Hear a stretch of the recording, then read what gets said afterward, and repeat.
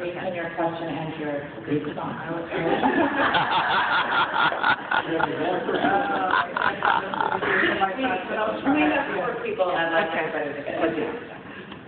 Yeah, so first, thank you for so beautifully laying out the vision that I know we share about the potential of these new networks to really transform learning and expand the schoolhouse to be much more than I think what we've seen in recent history. Sort of linking back to some of Diana's opening comments, I was thinking or wondering if you could speak to some of the barriers and risks that we're facing in doing this, because at the same time that I totally recognize the potential of these new networks for this expansive model of learning and for promoting tinkering and play and that spirit of experimentation, I'm also seeing these very threatening trends towards an arms race of achievement and getting into traditional avenues of education and getting certain kinds of jobs in a contracting economy. And the fact that the kids who are aspiring towards these trajectories are leading incredibly overscheduled, hyper-achievement-oriented lives that are the antithesis of the kind of play and experimentation that you're talking about, at the same time that new technologies are actually not about expanding the doors of the classroom, but about colonizing every moment of kids' lives with the logic of precisely the forms of learning that we might want to keep at bay. And so I see these countervailing trends, and I think we have a lot of reasons to be hopeful, but I also was wondering if that you could signal for us some of the things we should be wary of and concerned about too. Yes. Next question.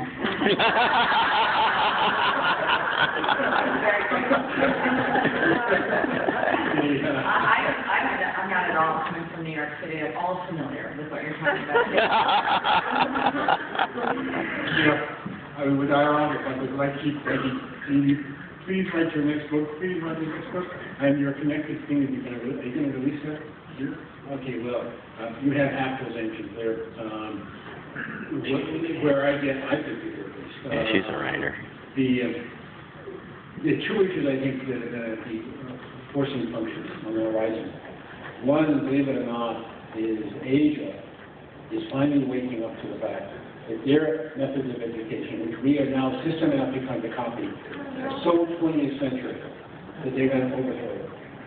And I'll tell you, countries like parts of Singapore, Australia, Korea, I just came from, they are kind of laughing at America, saying like, what, you guys are crazy? I mean, we excel on all those testings, and we know we're not successfully preparing people for the 21st century. We're now going to completely revamp our thing.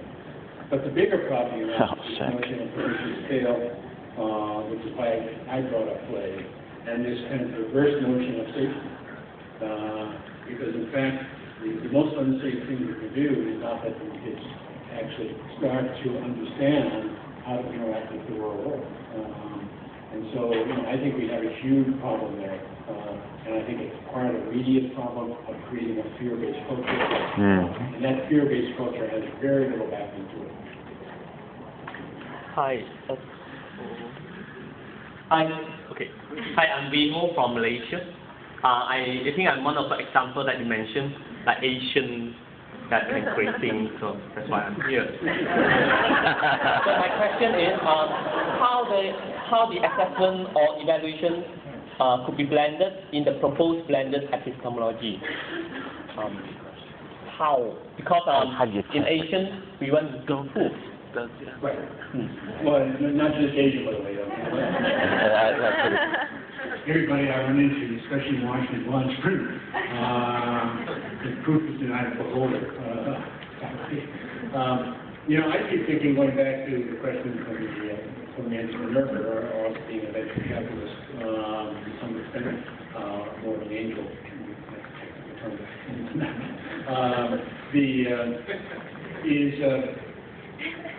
The proof they put in is show me your portfolio. What did you do? If I hire an artist, I want to see the portfolio. If I hire a writer, I want to see the writing. If I hire a coder, I want to see the code. And so, Camps, and then I want to talk. I want to talk through that. And so, and instead, I ran to our Spark. You had 7 9s.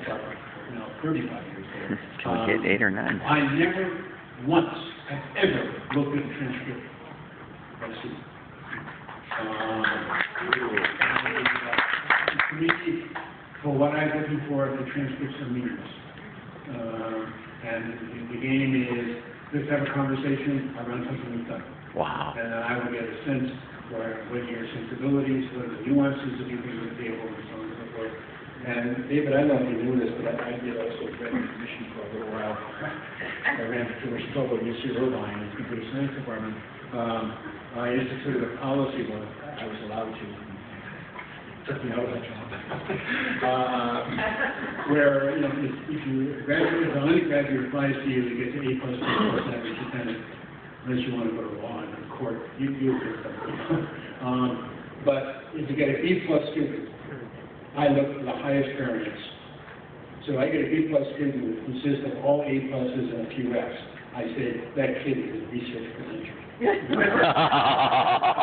that kid is going to say, screw him. Wow.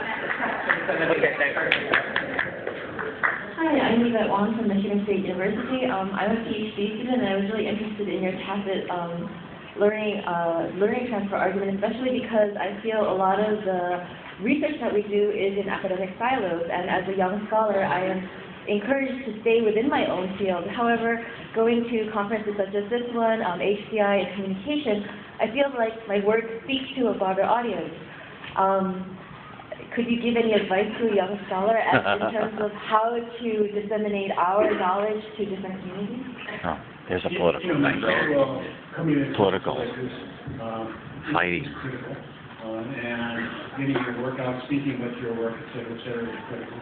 I don't know how much you blog about your work, but you know, you don't get a lot of cred inside the academy for blogging, but you get a lot of visibility outside, you build connections, and don't just look at the academy looking at itself. I mean, if you actually start to engage folks outside, you know, we're looking more and more at how do you have a dialogue between the outside and that dynamic is slowly happening. Duplex, super duplex, cyber duplex. All right, and the last question. Hi, I'm Sarah Fields from the Tech Network. And I'm actually curious, there have been a couple of articles lately, one in the New York Times and one in the New Yorker, and I'm sure others in other places, kind of pushing back on the notion of collaboration as the answer to all of our problems or to many of the problems that we're facing, and kind of talking about how we might be losing something in not also focusing on the power of individual work and individual reflection and kind of the learning that happens on your own as a human being. So I'm curious about a huge fan of collaboration and crowdsourcing, but also wondering if you have a perspective on whether we're over-collaborating in certain areas and whether there's a thing that's lost in the process.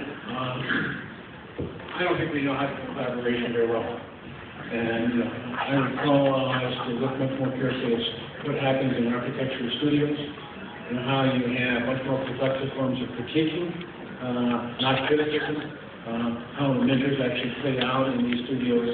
And I think that we confuse collaboration with crowdsourcing and things like that, and don't understand productive friction and how great ideas come from productive friction, not just brainstorming. So there's a whole long story here, but Diane's going to tell me by going to it. There is a